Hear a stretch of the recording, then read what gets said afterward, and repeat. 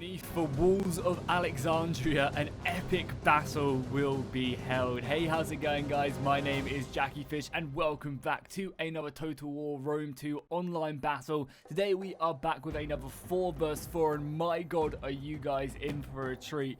There is a reason why this battle is on pause right now, and that is because we have an absolutely insane sally out by the defenders against the attackers, which I'm hoping will just make this battle so goddamn interesting. So as you can see, there is, actually probably better if I show you guys from the big overview map.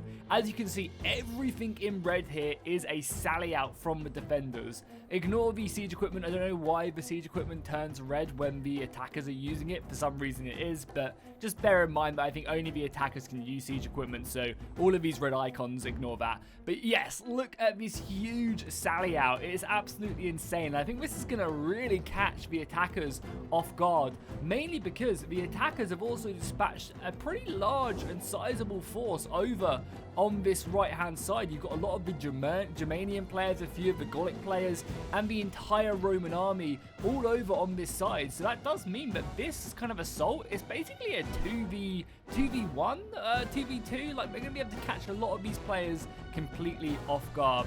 So for the defenders, we have the forces from Carthage and Sparta. Carthage are going to be taking up defenses inside Alexandria, and Sparta are going to be defending like the inner layer right here. But who knows if this will even come to it, if the attackers will be able to even get in. Maybe they're going to, end up being defeated just by this sally out.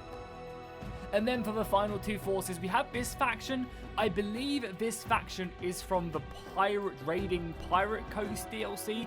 So I think they're an Illyrian faction, but honestly, I have no idea. I've never seen this faction played before, which is kind of crazy. But I think they're from like the Illyrian Pirate Raider-esque DLC. But they also kind of have Spanish-esque helmets on. So honestly, I have no idea. But either way, they can sally out and they're very, very scary. Then we have a force from the Seleucids, which are going to be under massive threat of extinction right here. And we also have the Gallic force as well. And a lot of their men are up in these siege towers. So I feel very, very sorry for their artillery and everything else here, which is going to get absolutely pummeled by these sally out forces. And then we also have a Swaby player right here. I keep on calling these guys Germanians because I'm used to it from the head-to-head with me in the Republic of Play. But yeah, the Germanians right here. The Swaby right here. And then finally we have a Roman force out there. So let's just kick this one off. It's going to be very explosive from the get-go. And immediately, as soon as the start battle gets kicked off, we're seeing the cavalry come flying out, going in every direction. The infantry is going to quickly come around. However, the defenders have done an amazing job of quickly just jumping into this. If we just pause it again, sorry, I know this is kind of slow, but I think it's important we kind of take stock of what's going on here. The defenders have immediately sent soldiers over here. They've engaged into a cavalry engagement right there. They are reinforcing every way they can. Haven't seen any movement here from a Roman player sending any soldiers over quite yet. But we're immediately seeing the forces from the Seleucids and the Gauls as well. The Arverni, immediately moving into position. Now the battle lines are clashing against that, and it's going to put some pretty lot of pressure on these Furious swordsmen and infantry. Immediately the cavalry are diving onto the Syrian archers, looking to take away that missile advantage. These are pretty light armored, expensive cavalry units, which are going to be diving in, so it's okay if they get taken down. And you can see the entire Gallic force right now is diving down these siege towers, quickly trying to get in. But we are going to have this infantry moving in, taking a lot of javelin fire, but even still, that's not a bad exchange, right? Because you're using up a lot of these oath-sworn javelins into the fight, which is actually pretty good. Oh yeah, and also this infantry right here, they don't actually have a weapon. They have like this spiked poison club, I think it is. It could not be poisoned, but I think they are poisoned, which like debuffs the enemy or something. It's yeah, it's pretty funny. I can't like keep on them for whatever reason. They're the horsemen. What about this? Just let me know. It won't let me look on them for whatever reason. But yeah, they have like this like club weapon, which is pretty good armor piercing, I believe. And it does do some pretty decent damage, but they're cheap, which is the most thing. Like, they're not going to beat these over one, but they're going to tire up a lot of their forces. As well as that, you have a lot, and also this is another pretty important thing to note as well. is that this is massively slowing up the attacking forces right now. You know, Rome is pushing up their forces, the Suebi are pushing up their siege towers, but the Gauls and the Seleucids can't advance forward their siege towers, so it means that this assault is going to go kind of unmatched, and yeah, it's gonna kind of be pretty segregated. Now, obviously, as we expected, the forces are being beaten back right now. The Saradi Axemen are, you know, no match for the Vorios swordsmen from the Greeks. However, they're taking down a handful of these units, and the men who are getting supported by cavalry charges is really, really helping. Because generally in a siege battle, you tend not to bring that much cavalry, because it's just not that useful. So when you do come up against a defender who sallies out with this much horse, it's just really deadly. Luckily, the owner, even the Spartan player, has brought his cavalry outside of the settlement, sallying that out, again charging in. You can see the Seleucid player is feeling the full wrath of this sally out move. This is a brutal stuff right now. You can just see how much the Seleucid player is just being completely enveloped here. So much cavalry, hammer and ambling this entire position, whilst the defenders continue to hold. And this siege equipment slowly being brought up is just, yeah, not great. Luckily, we are starting to see some reinforcements as the Suebi are bringing over another 3 units of berserkers to reinforce this area. But just the sheer amount of cavalry is absolutely huge. And even though you can see the elite units fighting hard, the Oathsworn holding their own very effectively, some awesome animations in there. Just with the sheer amount of units out here, it is proving very, very deadly to be the ones winning this engagement. It's, yeah, brutal stuff. Man, this is very exciting. 100% go from the beginning. No warm-up, no slow advance. Just straight into the battle, and oh my god, it is brutal as these soldiers fight for their lives. So the Seleucids are winning in certain areas, but they're finding themselves very segregated, and this is something that a good sally out does. It separates the armies into pieces, and then it picks them off bit by bit, because the Seleucids plan on advancing slowly into the settlement, giving them all the time to kind of reform up, but because they're immediately forced into defending, dismounting from their equipment, it basically means that they have to, you know, try and form up defense as best as they can, and a lot of the time, you know, it leaves units like this completely segregated, whilst the other part of the other army is just being completely enveloped by the cavalry, hammer and ambling, routing. Even Vorios pikemen are being sent to the darkest dungeons of Hades himself. Once again, the cavalry comes in, and again, like, these units probably aren't that expensive. I don't know how much armor they have. No, did not want to go into the chat lexicon where I did that. Yeah, they actually have not a bad amount of them. That's actually quite a lot of armor. 60 armor. How much does Vorios spears have? 75. Okay, I take that back. They're actually pretty well armored. Honestly, again, like, I've never seen this faction like played ever, so I don't know how good they actually are, but seemingly they're actually pretty decent. I don't know what their price is like.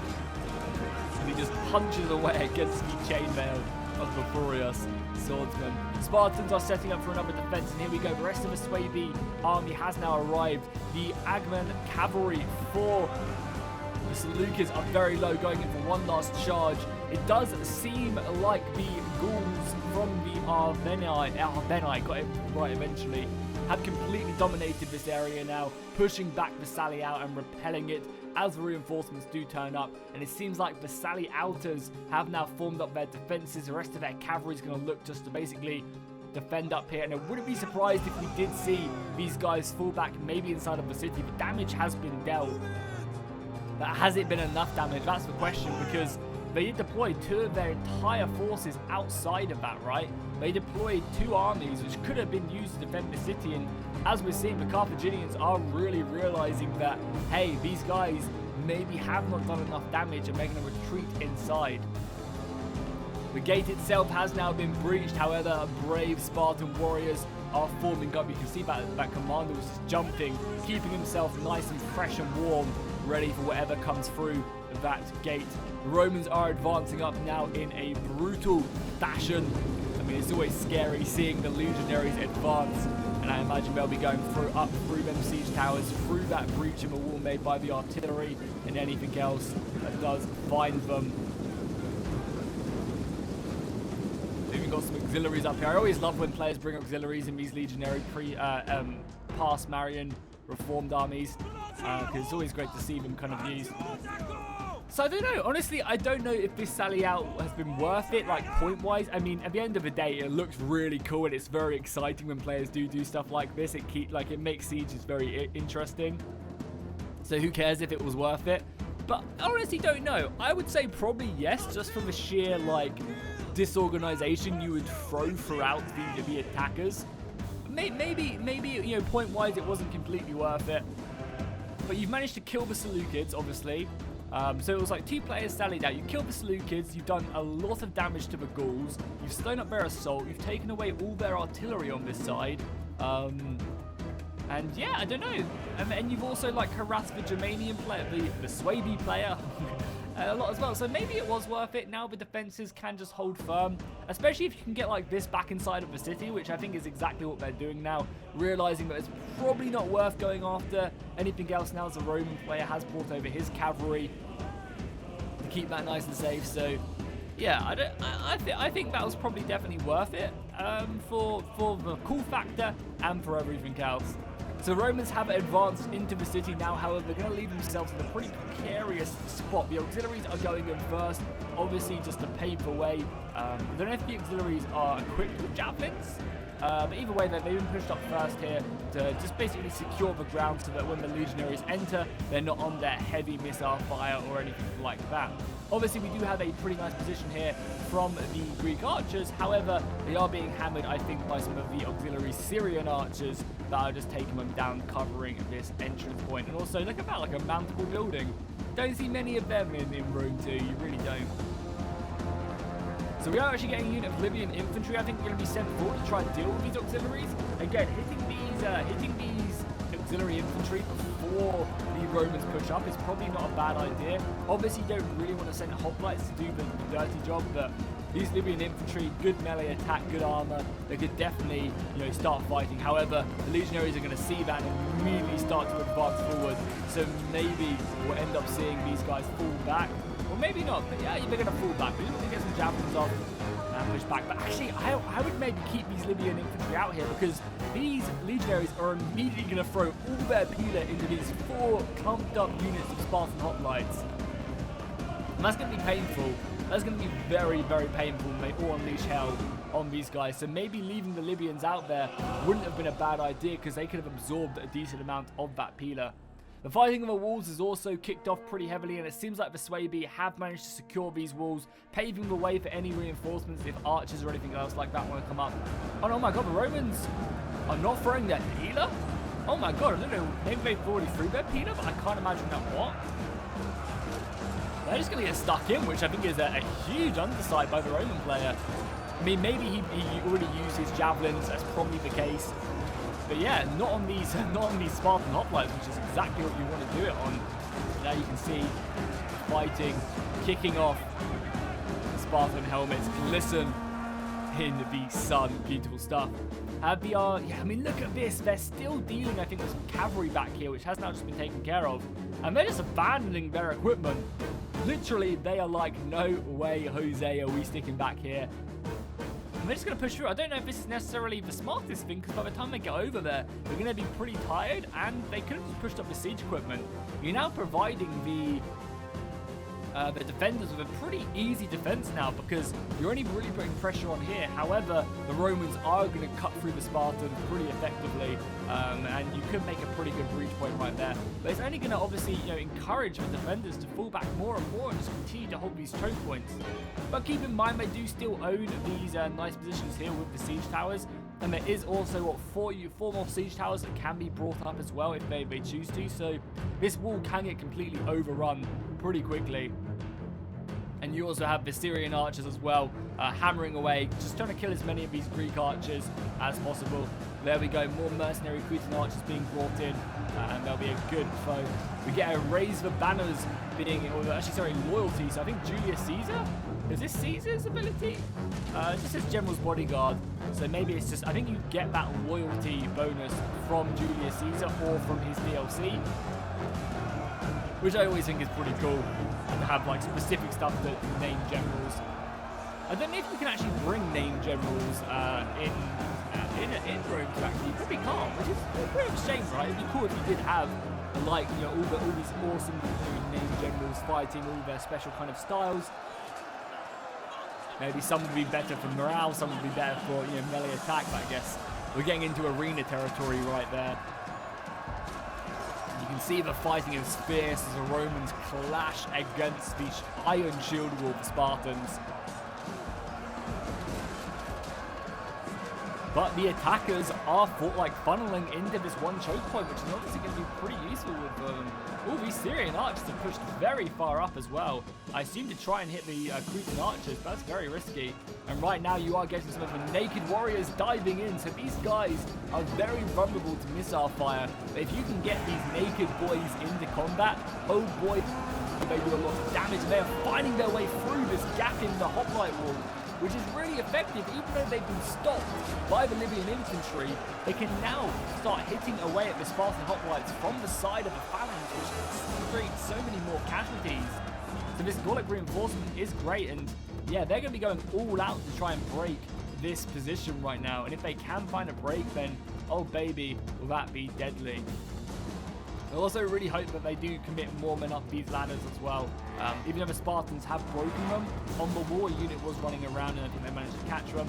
I really hope to see them commit a lot of men up here, whether it's missiles or infantry.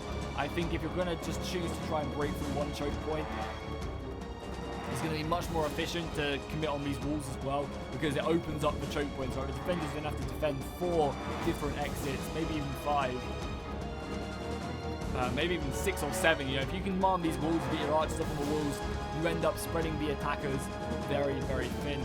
Oh, we have a unit of golden berserkers now being advanced as well. And I think a lot of the missile fire from the defenders is mainly being spent on killing the attackers' missiles. So these berserkers can get stuck in pretty nicely. And again, that's going to be the perfect unit to try and take down the Spartan hoplite wall. Are we going to see a sally out again? I wonder. I mean, look at them around, these guys. A lot of these guys taken down. The cavalry's going to come out. It'd be very interesting to see all of these guys push out here again and try and hit these guys as they fall back. We are getting some of the Suebi bringing up this heavy siege tower. Super surprised we're not seeing these siege towers being pushed up, honestly. We are now committing more men up these siege towers, which is great to see. I know the siege towers can be super finicky and it's really hard to use, so it's good to see that they are being utilised now and the players are managing to do it. We've got some sword masters fighting the Spartan hoplites on the walls, and obviously the sword masters should have the advantage here. The Spartans not able to form phalanx on the wall using that spear rather than the sword. The sword masters should really come out from top here. We are fighting multiple units. Even with the support of the missiles as well, you know, it's going to be a slow grind pushing forward. And I'm really excited to see how well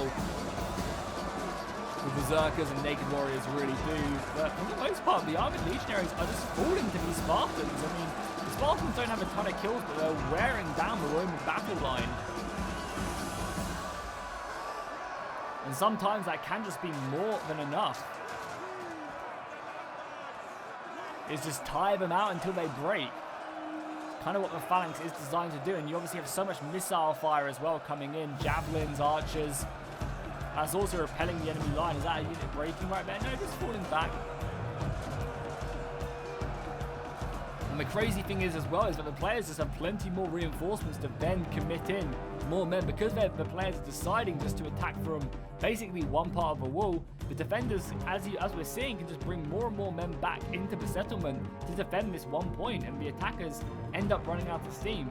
Reinforcements have arrived from the Gallic side of things, however these warriors are exhausted, so they're going to need a good 5 minutes rest before diving themselves into a battle.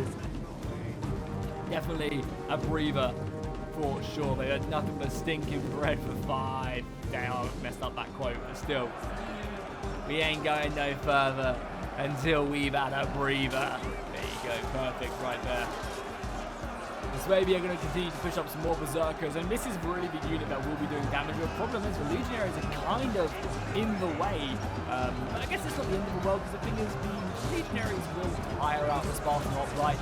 So when the Berserkers do filter through into the front lines, they're going to be a lot more effective because they'll be fighting more tired units, if that makes sense.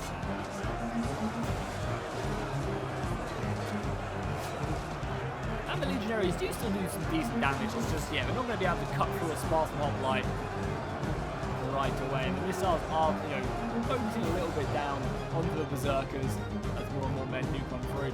The Germanians are putting a bit more of a push up on this wall as well. But again, it's going to be slow going, you know, it's not going to be a quick fight. They are definitely taking down, you know, unit after unit of these Spartan Hoplites. It's going to take them a little while. The missile fight is also doing some decent damage as well. You can see every single volley is taking down 4 to 5 guys, and that adds up over time. Oh, we have a nice position here from the mercenary Balearic Slingers, though, shooting into the front of the Swordmasters. The Swordmasters are facing their shields. They're not side on to this position, so they can tank a handful of them shots and actually, you know, come out pretty alright. The Gauls are now pushing in, but they're exhausted. They're committing, what, 3 units up here, but their men are so tired. That's going to hurt them so badly. I'm not sure if that's worth it. The Germanian siege tower has now been pushed up, and I really think that more of these siege towers should have been used to assault this wall. You know, for sure. I mean, obviously they lost their artillery, but this is just the mind games that comes from this Saliout. The Saliout provides them such a powerful ability just to take, you know, I'm sure the attackers came in with a wonderful battle plan. Then all of a sudden that battle plan got completely removed as the defenders came out, and it was super scary. The Eagle first cohorts have come out now. Hopefully we'll get to see these guys throw their javelins or Pila if they have any. They better be throwing their Pila. No, it's going to continue to go in. I feel like they're off fire at will or something, because none of them are throwing. We're getting a few from this unit, but yeah, I can't imagine when they would have used them. Maybe on some of the cavalry charges, but still, I don't think the Romans really got stuck in too much with that. Or as we're getting a good look here at the Sacred Band as well from the Carthaginians. One of my favourite units in the entirety of Rome 2. I love the Sacred Band. It's such a cool arse unit. Legendary warriors in their own right, that is for sure. We're getting some more of these Hella archers pushed up here. Again, Gaul is pushing in more of their infantry, and they're tired now. They really needed more of a rest, and I don't think you need to commit more here right now. It's just a big mosh pit, you know, big lines fighting hard. As the Archer Fire continues to kill the back ranks. A lot of rallies being pushed up. We've got a Razor Banner and a Hoplite Wall as well. So the Razor Banner is just going to be adding so much more to their melee defense that it's going to make this line completely unbreakable. And I think the Sacred Band might provide some extra bonuses. I think they inspire nearby units, much like the Eagle First cohort does. Yeah, they do. I can see the same icon, and I think they also provide some extra bonuses as well. Also, the Sacred Band fight better in the desert. And I don't know if this is it's Alexandria, so one would assume. I think it's Alexandria. Actually, no, it can't. What am I talking about? Of course, it's not bloody Alexandria. It's yeah, there's no lighthouse anywhere. But this looks like the Nile, right? Kind of, maybe. I don't know. I don't know where this battle is, if I'm honest. I thought it said Alexandria, but there's a million Alexandrias, I guess, so it can definitely be one of those. We'll see at the end of the replay. The Sacred Band edge closer in their phalanx. The Spartans are rallying, though, seeing them break in front of them from their fierce defense. The Gauls, though, fierce warriors, pushing through as well. Not easily defeated, even when they are exhausted, they are still fighting hard. We've got some final reinforcements as well. The archers who are probably out of ammunition being brought up. We also have some of these longbow hunters who are getting hammered by the Balearic Slingers. I assume these guys are brought up to cause some extra fighting here, but they're kind of taking the rough end of the stick. We're going to be returning fire against the Balearic Slingers, but the Balearic Slingers have that shield, which kind of takes tanks a lot of the shots, actually, surprisingly. and they're shooting a pretty nice kind of angle on the longbow hunters, and you can see them starting to drop down. I honestly think the defenders have this battle on lock at this point. Where did the Sally out? The Sally out's all the way over here, actually. We're actually engaging some of the Germanian horses, cleaning them up, and I think they're a bit more heavily armored, so they'll definitely win this. Where did the infantry go? Does it already die? Did I miss it? I think I might have missed it. And the Germanians have pushed in and taken these towers and stuff, like, to allow them to push in, but yeah, as I said, it's just not enough. I think they've been fighting some of this faction as well. Some of the Axemen are very close to breaking. Yeah, now the cavalry coming in and just harassing the attackers. The Romans need to kind of maybe send their cavalry out here ASAP. And look at this as well. The Germanians still have an entire ballista left remaining. This could have been so big. Also, this breach point was never fully committed. The battering ram came up here, but never got pushed through. Really surprising stuff right there. Now the attackers are just cutting them down. Yeah, I mean, for the defenders are just being run down. The Roman players are running away for some reason. Now there's the rest of the infantry. They're going the super long way around to then hit the attackers in the back. They don't really know why the Romans are running away. Their cavalry is some of the best in the business. Praetorian horse could easily come in here. I mean, even the Germanian general is winning the day. So they don't really know why they're coming in, but the attackers have definitely been taken off guard and you know, being pretty battered, right? Like this breach would have been great. Having these breaches would have been awesome as well. So I felt like the attackers definitely were just, their battle plan was completely thrown out the window by that sally out. I mean, honestly, you know, in the heat of the moment, I've definitely had them battle plans where, you know, I've come into a battle thinking I'm going to do something. My opponent completely removes my capability to do that, so I'm just like, screw it, let's charge in for wrath for ruin in the world's end, you know?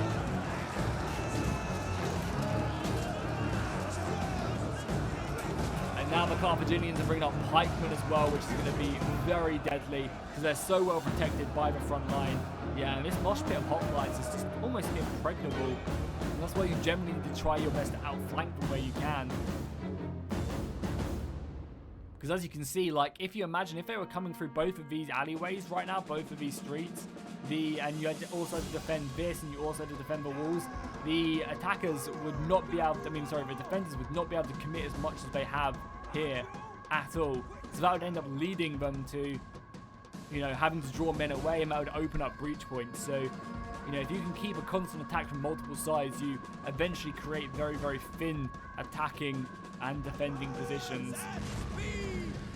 We've got some cavalry here going after the Germanian artillery that really didn't do too much. It's actually getting a nice amount of kills there, but it's only a matter of time until they do get run down. Unfortunately, this artillery can't get shot down. I think the player is also shooting that as well, which ends up making it shoot so goddamn fast. There you go, that's the artillery gone for. Racked up 47 kills in the end. Not abysmal, but not amazing. I really don't know why the Praetorian cavalry is running around this way, honestly. They're just like, we're out of here. They might try and kill this gate, I don't know.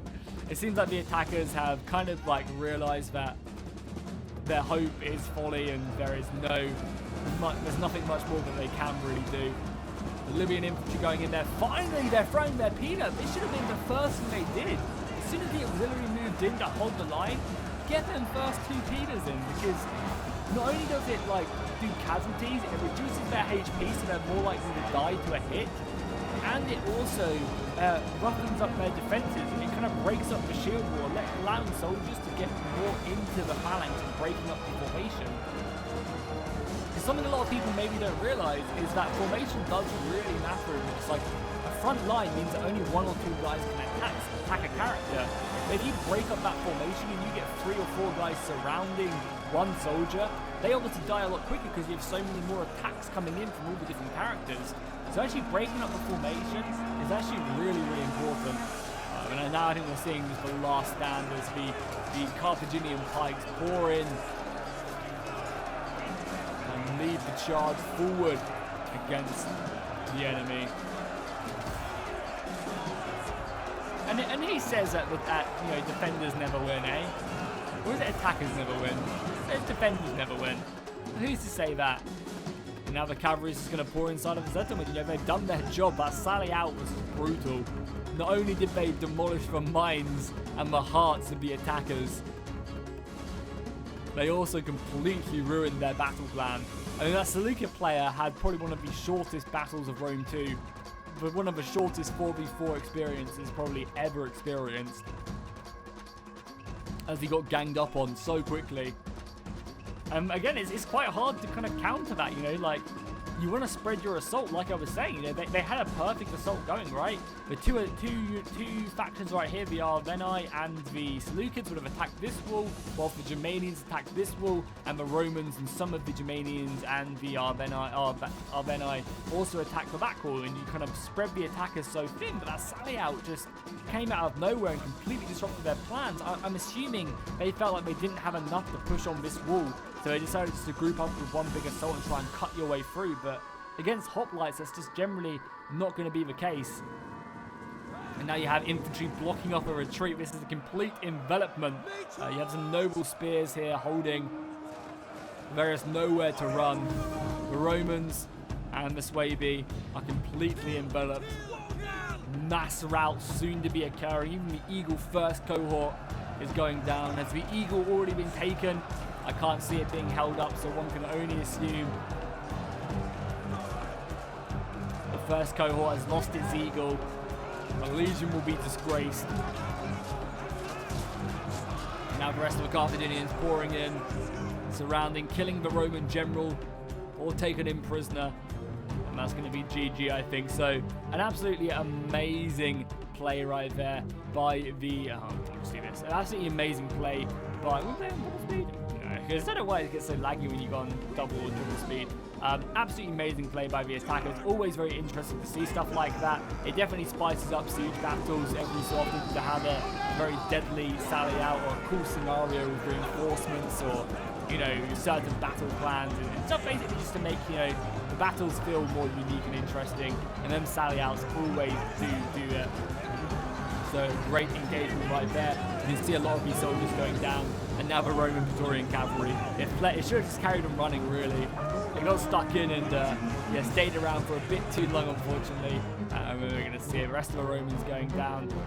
And we just have, what, one unit of these berserkers up on the hill. I don't know if berserkers can... berserkers can be broken, so... You can just see them being taken out now. No, it does not like triple speed, so we'll just run double speed as the last couple seconds tick down. Because I'm interested to see how many kills the sallying out forces actually racked up on their opponents. So there you go, costly victory. The defenders do win, and we can actually see the kills. So yeah, one of the forces here got over 2,000 kills. The other one only getting 900 on their units. So overall, they killed about 3,000, which is about 1.5. They completely removed the Seleucids, who, I mean, still got 1,200 kills, so they definitely did do some damage, but the Seleucids are just one of them factions that you obviously want to do so much more than that, you know? We do see that the Gauls took a pounding as well, losing 1,900 men, basically their entire army. However, they did manage to get the most kills, and then the Carthaginians just mopped up, you know, their hoplites and stuff like that, their pikemen, their archers, just doing so much damage that the attackers couldn't really do too much. And yeah, the other guys, unfortunately, 900 kills, 800 kills, just couldn't really get stuck in. And yeah, that was definitely down to the fact they were fighting hoplites without, you know, really achieving much whatsoever. So hopefully you guys enjoyed that battle. If you want to see more sally out battles, you want to see more scenario battles, let me know in the comments down below. Make sure you subscribe if you haven't already. I upload every single day, so it's always a, you know, a great day when I upload, and it's an every day, so every day is a great day. So hopefully you guys enjoyed this video, and I'll see you guys in the next one.